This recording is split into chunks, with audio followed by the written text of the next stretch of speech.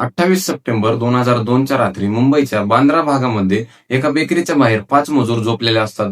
आता हे मजूर फुटपाथवरती यामुळे झोपलेले असतात कारण यांच्याकडे राहण्यासाठी घर नसते. पण त्याच रात्री 2 वाजताच्या आसपास एक टोयोटा लँड क्रुझर येते आणि या मजुरांना चिरडते आणि निघून जाते. पण या घोर निष्काळजीपणामुळे एका मजुराचा जागेवरती जीव जातो आणि 4 मजूर भयंकर असे जखमी होतात. आता या टोयोटा लँड क्रुझर मध्ये बसलेला माणूस हा कोणी साधा सुद्धा नसून बॉलिवूडच्या सर्वात मोठ्या सुपरस्टार्स पैकी एक होता, ते म्हणजे सलमान खान. स्टीयरिंग तरफ से सलमान खान उतरा, बाएं साइड से लेफ्ट साइड से उसका पुलिस बॉडीगार्ड और रविंद्र पाटिल नाम का था वो, एक आदमी और कोई था पीछे वाली सीट पे बैठा, 3 आदमी थे.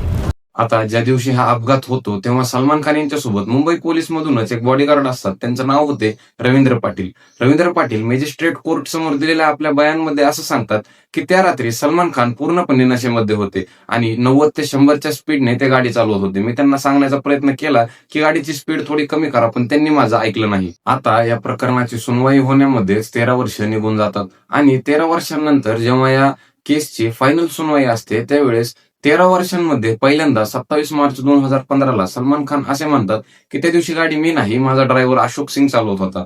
फायनली 31 मार्च 2015ला सलमान खान यांचा ड्रायव्हर अशोक सिंग हा समोर येतो आणि कोर्टासमोर असा बयान देतो की हो, त्या दिवशी गाडी सलमान खान नाही तर मी चालवत होतो आणि तो ऍक्सिडेंट ह्याच्यामुळे झाला कारण गाडीचे टायर बस्ट झाले होते आणि स्टेअरिंग सुद्धा जॅम झाली होती. पण कोर्टाने सलमान खानची ही याचिका फेटाळून लावली आणि शेवटी सेशन कोर्टाने 6 मे 2015ला सलमान खान यांना आरोपी सांगत 5 वर्षांची शिक्षा सांगितली. सलमान खान को 5 साल की सजा सुनाई गई है, जेल जाएंगे सलमान खान.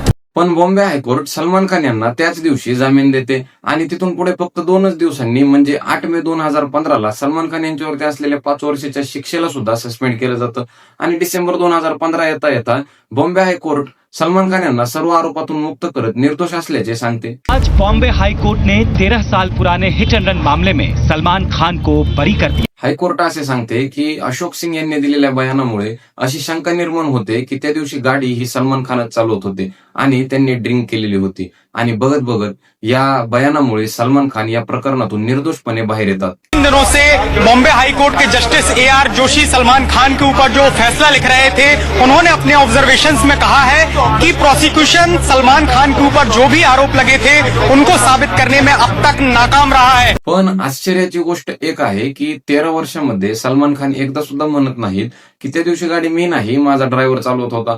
आणि त्या ठिकाणी उपस्थित असलेले प्रत्यक्षदर्शी साक्षीदार सुद्धा सांगतात की त्या दिवशी गाडी ही सलमान खानच चालवत होते. परंतु इतके पुरावे असून सुद्धा सलमान खान यांना 1 दिवसाची सुद्धा कारावासाची शिक्षा होत नाही.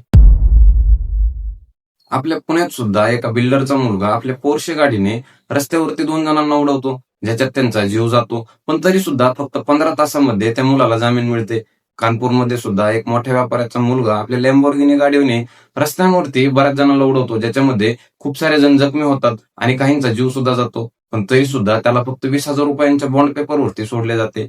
आता माझा प्रश्न असा आहे की असं नेमकं काय कारण आहे की असे श्रीमंत लोक मोठ्याच्या मोठ्या प्रकरणामधून सुद्धा बाहेर पडतात. भारत सरकारचाच डेटा सांगतो की 2022 मध्ये 4,68,312 रोड ऍक्सिडेंट्स झाले आहेत, ज्याच्यामध्ये 1,68,000 लोकांनी आपले जीव गमावले आहे आणि यामध्ये 72% रोड ऍक्सिडेंट्स हे ओव्हर स्पीडिंग आणि दारू पिऊन गाडी चालवल्यामुळे झाले आहेत. आणि याच्यापेक्षा ही दुःखद गोष्ट म्हणजे या ऍक्सिडेंट्स मध्ये जे लोक मेले आहेत त्यांचे म्हणजे 76% लोकांचे वय हे 18 ते 45 या वयोगटामधले त्यांचे वय होते. म्हणजे ज्या वयात त्यांच्या परिवाराला त्यांची सगळ्यात जास्त गरज आहे त्या वयामध्ये त्यांनी एखाद्या व्यक्तीच्या निष्काळजीपणामुळे आपला जीव गमावला आहे.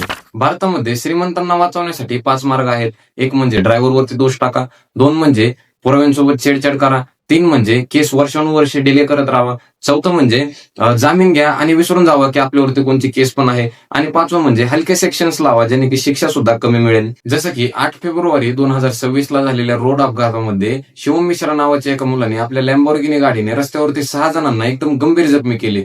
पण तरी सुद्धा त्याचे वडील आणि वकील सांगतायत की त्या दिवशी गाडी हा शिवम नाही तर त्याचा ड्रायव्हर चालवत होता. जब एक्सीडेंट हुआ उसके बाद तुम कहाँ चले गए? मैं वहीं पे था सर, वहीं पे थे? पुलिस आने की वेट कर रहा था. तो अभी तक क्यों क्यों नहीं सामने आए थे? सर मैं वहीं पे था, थाने पे था जिस दिन वो हादसा हुआ था। लगातार सामने आए हैं, परसों एप्लीकेशन दी उन्होंने न्यायालय में। गाड़ी की शीशा तोड़े किसने निकाला था? बाउंसर ने निकाला था। तो आप कहाँ था उस टाइम? उनको एकदम से दरवाजा उन्होंने खोले, मैं नीचे की तरफ आ गया। वीडियो देख रहा है बाउंसर गाड़ी का। की शीशा किस तरफ था? राइट साइड का, साइड बताइए किस तरफ का? राइट साइड का। ड्राइवर साइड पे बता रहा है। राइट साइड चलो में वो बैठे हुए थे। हाँ भैया। अरे सर मेरा रह गया। वकील साहब मेरा, अरे वकील साहब पण इंटरेस्टिंगली एका सीसीटीव्ही व्हिडिओमध्ये रेकॉर्ड झाले की काही ड्रायव्हर शिवमला ड्रायव्हिंग सीटवरून उचलून नेत आहेत आणि यामुळे कोर्टाने ड्रायव्हरवाली बाजू ऐकली नाही. पण तरी सुद्धा इतका फेमस केस असून सुद्धा शिवमला 4 दिवसांनी अरेस्ट केले आणि अरेस्ट झाल्याच्या फक्त 70 मिनिटांनीच एक पर्सनल बॉन्डवरती 20,000 रुपयांच्या पर्सनल बॉन्डवरती शिवमला सोडले आणि त्याची लॅम्बोर्गिनी सुद्धा जप्त केली नाही. यामुळे इथे सुद्धा गरिबांना न्याय मिळाला नाही. पण असे लाखो केसेस आपल्याला आपल्या भारतामध्ये बघायला मिळतील आणि यामुळे मला असं वाटते की असे काही गंभीर प्रकरण पाहता भारत सरकारने रोड सेफ्टीच्या संदर्भात अत्यावश्यक काही निर्णय घेणे खूप गरजेचे आहे. यावरती तुम्हाला काय वाटते हे कमेंटमध्ये नक्की सांगा.